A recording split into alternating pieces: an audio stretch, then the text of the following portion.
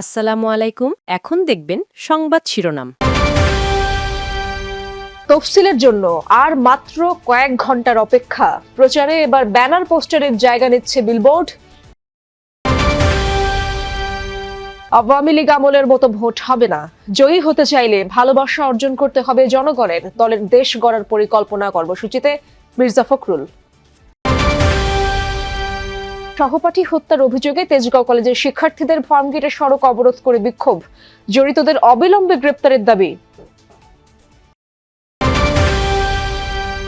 মোহাম্মদপুরে কেবল ২,০০০ টাকা চুরির ঘটনায় মা মেয়েকে হত্যার কথা জানালো পুলিশ। পরিকল্পিত কিনা খতিয়ে দেখছে বাহিনী। এতক্ষণ দেখছিলেন সংবাদ শিরোনাম, এখন দেখবেন বিস্তারিত। সন্ধ্যায় ঘোষণা করা হবে বহুল প্রত্যাশিত ত্রয়োদশ জাতীয় সংসদ নির্বাচনের তফসিল। ফেব্রুয়ারির দ্বিতীয় সপ্তাহে নেওয়া হবে ভোট। একসাথে গণভোটের ব্যালটেও মতামত দেবে জনগণ। ভোটের রীতিতে আসছে বেশ কিছু পরিবর্তন। আগের মতো ব্যানার পোস্টার থাকবে না, তবে বিলবোর্ড করা যাবে। জোট করলেও ভোট করতে হবে নিজের প্রতীকে। বিশ্লেষকদের মত, চ্যালেঞ্জ অনেক, তবু উত্তর যেতে হবে গণতান্ত্রিক ধারায়। ফুরাচ্ছে দীর্ঘ অপেক্ষার প্রহর, বেজে উঠবে বহুল কাঙ্ক্ষিত ভোটের দামামা। সন্ধ্যায় ঘোষিত হতে যাচ্ছে আসন্ন জাতীয় নির্বাচনের তফসিল। দীর্ঘদিন পর ফেব্রুয়ারির দ্বিতীয় সপ্তাহে ভোট দেওয়ার অপেক্ষায় জনগণ। জুলাইয়ের রক্তক্ষয়ী আন্দোলনের পর দাবি ওঠে সংস্কারের। জুলাই আদেশের বিষয়ে গণভোট নেওয়া হচ্ছে একই সাথে, যেখানে সংস্কারের 4 প্রশ্নে পক্ষে বিপক্ষে মতামত দেবেন ভোটাররা। গণভোটের বিষয়টা একটু পলিটিক্যাল পার্টির তরফ থেকে নেগলেক্টেড হয়ে যেতে পারে।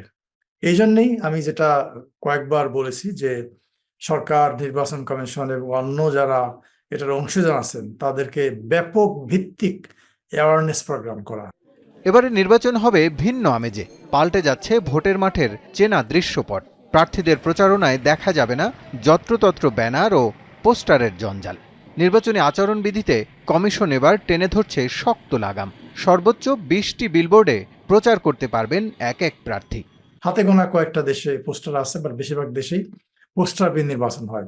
এখন যেহেতু সোশ্যাল মিডিয়ার যুগ, আচরণ বিধিমালা, সেখানে সোশ্যাল মিডিয়ার কি অন্তর্ভুক্ত করা হয়েছে প্রথমবারের মতো।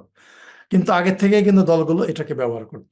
সবচেয়ে বড় পরিবর্তন জোটবদ্ধ নির্বাচনে। এবার আর ধার করা প্রতীকে ভোট করার সুযোগ থাকছে না। জোটের শরিক হলেও প্রার্থীদের লড়তে হবে নিজ প্রতীকেই। 20,000 টাকা থেকে জামানত বাড়ছে 50,000 টাকায়। ভোটার প্রতি খরচের সীমা 10 টাকা। দায়িত্ব নেয়ার পর এটাই প্রথম নির্বাচন বর্তমান কমিশনের। এই বিশ্লেষকের মত, এবারের ভোটে তফসিল ঘোষণার মধ্য দিয়ে নতুন নেতৃত্ব ও প্রতিনিধিত্বশীল সংসদ গঠনের সুযোগ পাবে দেশ। এবার আওয়ামী আমলের নির্বাচন নয়, ভোট হবে নিরপেক্ষ। তাই জনগণের আস্থা অর্জন করতে হবে নেতাকর্মীদের। বিএনপির দেশ গড়ার পরিকল্পনা শীর্ষক অনুষ্ঠানে এসব কথা বলেন দলটির মহাসচিব মির্জা ফখরুল ইসলাম আলমগীর। মুক্তিযুদ্ধের বিরুদ্ধে ঔদ্ধত্যপূর্ণ কথা বলে আরেকটি ফ্যাসিজম চাপানোর চেষ্টা চলছে বলে মন্তব্য করেন তিনি। রাজধানী খামারবাড়ির কৃষিবিদ ইনস্টিটিউশন মিলনায়তনে চলছে 7 দিনব্যাপী বিএনপির দেশ গড়ার পরিকল্পনা শীর্ষক কর্মসূচি। দলের 8টি পরিকল্পনা জনগণের সামনে তুলে ধরতে নেতাকর্মীদের প্রশিক্ষণের এই আয়োজন। 5ম দিনের অধিবেশনে যোগ দেন সারা দেশ থেকে আসা বিএনপির মূল দলের দায়িত্বশীল নেতারা। এই নির্বাচনে আমাদেরকে পুরোপুরিভাবে জয়লাভ করতে হবে। উদ্বোধনী পর্বে বিএনপি মহাসচিব নির্বাচনের তফসিল ঘোষণার বিষয়টি উল্লেখ করে বলেন, এবার হবে সবচেয়ে কঠিন নির্বাচনী লড়াই। আজকে আবার আমরা একটা নতুন নির্বাচনের মধ্য দিয়ে নতুন করে বাংলাদেশে নেতৃত্ব সৃষ্টি করা। সহপাঠীকে হত্যার অভিযোগে রাজধানীর ফার্মগেট মোড় অবরোধ করে বিক্ষোভ করেছে তেজগাঁও কলেজের শিক্ষার্থীরা। তাদের অভিযোগ, ছাত্রদল কর্মীদের হামলায় তাদের সহপাঠী হাসপাতালে চিকিৎসাধীন অবস্থায় মারা গেছেন। এই হত্যার সাথে জড়িতদের দ্রুত গ্রেফতার করে বিচারের দাবি জানান তারা। এছাড়া এই হত্যার ঘটনায় যে মামলা হয়েছে তা হত্যা মামলায় রূপান্তরের দাবি শিক্ষার্থীদের। সড়ক অবরোধের কারণে ফার্মগেট মোড়ে যান চলাচল বন্ধ হয়ে যায়। এ সময় আইনশৃঙ্খলা বাহিনীর সদস্যরা শিক্ষার্থীদের আশ্বস্ত করলে সড়ক ছেড়ে দেয় শিক্ষার্থীরা। এদিকে দুপুরে ক্যাম্পাসে গায়েবানা জানাজা অনুষ্ঠিত হয়। আইন শৃঙ্খলা বাহিনী এটাকে এখনো হত্যাকাণ্ড বলে স্পষ্ট বিবৃতি দিচ্ছে না। তারা বলছে এটা হত্যাকাণ্ড হতে পারে, অনাকাঙ্ক্ষিত ঘটনা হতে পারে। যা দেখেছি আমরা প্রকাশ্যে খুন করা হয়েছে। ছেলেটা 4টা দিন আইসিইউতে লড়েছে। এই আন্দোলনগুলো আমাদের মোটেও পছন্দ না। এইগুলি আন্দোলন করবে রাস্তার সাইডে যে করুক, রাস্তা বন্ধ করে কেন আন্দোলন করা লাগবে? এই আন্দোলনটা একবারে জঘন্য, মানে ভোগান্তি শুধু না, একবারে পুরা মানুষের জীবনযাত্রা একবার শেষ। বিদেশি যারা আছে, বাংলাদেশে যারা বিনিয়োগ করতে চায়, তারা জীবনে আসবে না। সকাল 10টা থেকে কিন্তু তারা রাস্তা অবরোধ করে এবং দুপুর 1টা নাগাদ তারা কিন্তু এই অবরোধ তুলে নেয়। আইন শৃঙ্খলা বাহিনীর যে আশ্বাসে তারা তুলে নেয়। তবে এরপরে আমি কলেজে এসে দেখতে পেয়েছি যে তারা একটি প্রিন্সিপাল সহ কলেজের অধ্যক্ষ সহ আইন শৃঙ্খলা বাহিনী সহ শিক্ষার্থীরা একটি মিটিং করে। সেই মিটিংয়ের মাধ্যমে তারা বেশ কয়েকটি দাবি জানায় এবং দুপুর 1:45 নাগাদ তারা একটি গায়েবানা জানাজা পড়ে এবং এরপরে প্রেস ব্রিফিংয়ের মাধ্যমে তারা বেশ কয়েকটি দাবি জানায়। আমি যদি জানিয়ে রাখতে চাই, তাদের প্রথম দাবি হচ্ছে যে নাম উল্লেখ করে মামলা করার দাবি তারা জানিয়েছে, অর্থাৎ একটি গায়েবানা মামলা হয়েছে, যে কারা আসলে হত্যা করেছে সেটি তারা উল্লেখ করে মামলা করা হয়নি। সেখানে শিক্ষার্থীদের যে অভিযোগ, তারা বলছেন যে ছাত্রদলের কিছু কর্মী কিন্তু এই হত্যাকাণ্ডটি আসলে চালিয়েছে এবং তাদের নাম উল্লেখ করে মামলার দাবি। মাত্র 2,000 টাকার চুরি নিয়ে কথা কাটাকাটি এবং ক্ষোভের জেরে মোহাম্মদপুরে আলোচিত মা মেয়েকে খুঁড়েছে গৃহকর্মী আয়শা। জিজ্ঞাসাবাদের পর এমনটাই জানিয়েছে ঢাকা মহানগর পুলিশ। এর আগেও একাধিকবার চুরির অভিযোগ আছে আয়শার বিরুদ্ধে।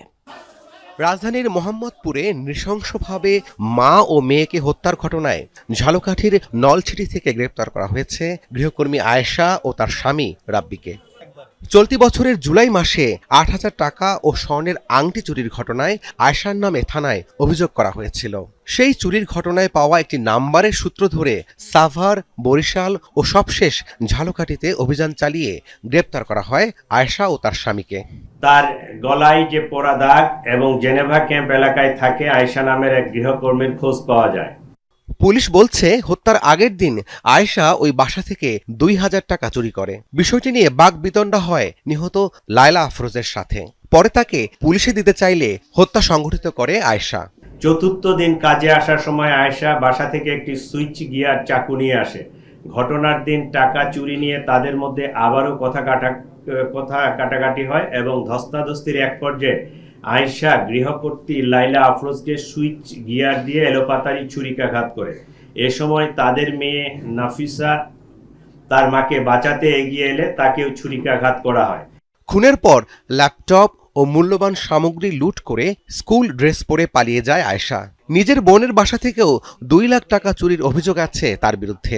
সে হ্যাবিচুয়ালি এই কাজেই করে। এর আগেও সে, আমি যেটা বক্তব্যে বলছি, যে জুলাই 25-এ আরেক বাসা থেকে 8,000 টাকা চুরি করছিল, ওইটা নিয়েও সে এর আগে ধরা পড়ছে, তারপর জিডি হয়েছে। ওইটাই কিন্তু এই মামলাটা ডিটেক্ট করার জন্য আমাদের ক্লু হিসাবে কাজ করছে। গত সোমবার দুপুরের দিকে মোহাম্মদপুরে একটি বাসা থেকে মা ও মেয়ের রক্তাক্ত মরদেহ উদ্ধার করে পুলিশ। পরিবারের সন্দেহ ছিল বাসার কাজের মেয়ে আয়েশা নৃশংসভাবে তাদের হত্যা করে